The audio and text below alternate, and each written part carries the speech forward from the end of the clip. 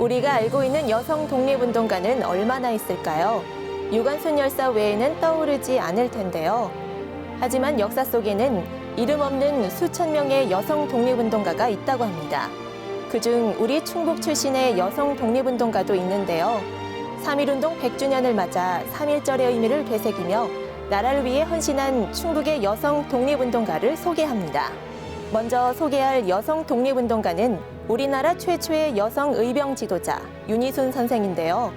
윤희순 선생은 초기 을미의병부터 후기 정미의병까지 직간접적으로 의병운동에 적극 참여했습니다.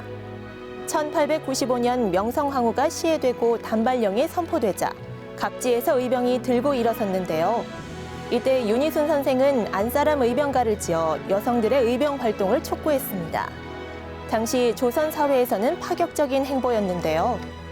윤희순 선생은 여성 의변단을 조직하고 탄약 제조소를 운영하는 등 적극적으로 의병운동을 지원했습니다. 8편의 의병가를 만들어 많은 여성과 청년들에게 애국심을 일깨우고 붓을 들고 4편의 경고문을 지어 의병과 싸우던 관군, 밀고자들, 일본군을 꾸짖기도 했습니다. 1910년 한일 합방이 체결되자 다음해 중국으로 망명해 항일운동을 펼쳤고 노학당이라는 학교를 설립해 50여 명의 항일운동가를 배출하는 등 독립운동을 멈추지 않았는데요. 그렇게 평생을 독립운동에 헌신했던 윤희순 선생은 1935년 만주에서 생을 마감했습니다. 정부는 윤희순 선생의 공훈을 기리며 1983년 대통령 표창, 1990년 건국훈장 애족장을 추서했습니다. 다음은 어윤희 선생인데요. 개성에서 3.1운동을 주도하다 유관순 선생과 함께 서대문 형무소에서 수감됐던 어윤희 선생도 충북의 독립운동가 중 하나입니다. 충주 출생의 어윤희 선생은 3.1운동 당시에는 보따리 장사를 가장해 집집마다 독립선언서를 배포했는데요. 이것이 도화선이 되어 개성의 만세운동은 여성이 주도할 수 있었습니다.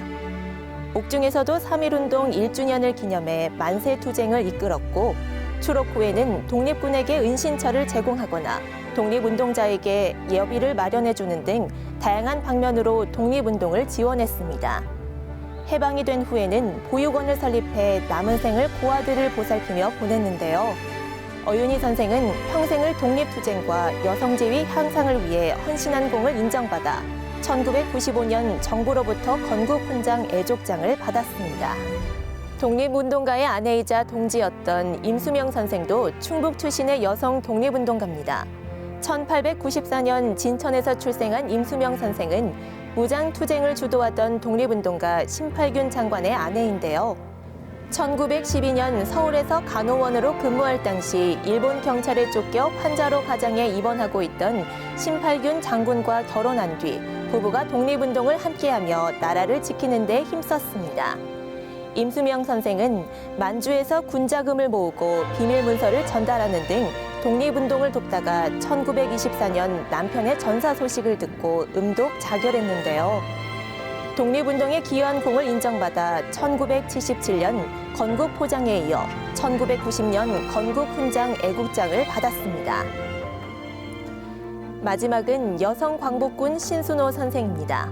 청주가 고향인 신순호 선생은 임시정부 재무부 차장이었던 아버지 신건식 선생을 비롯해 임시정부 국무총리였던 작은아버지 신규식 선생 등 충북 출신의 유명한 독립운동가 집안에서 태어났는데요.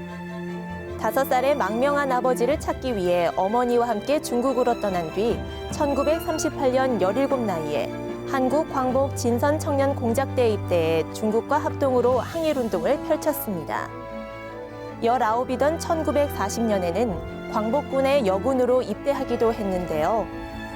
1942년 9월 임시정부 생계위원회 회계부에 파견됐으며 다음해 8월에는 외교부 정보과에서 활동했습니다. 그렇게 일생을 독립운동에 바쳐온 결과 마침내 광복의 기쁨을 맞이했는데요. 나라를 위해 헌신한 공으로 1977년 건국포장, 1990년 건국훈장 애국장을 받았습니다.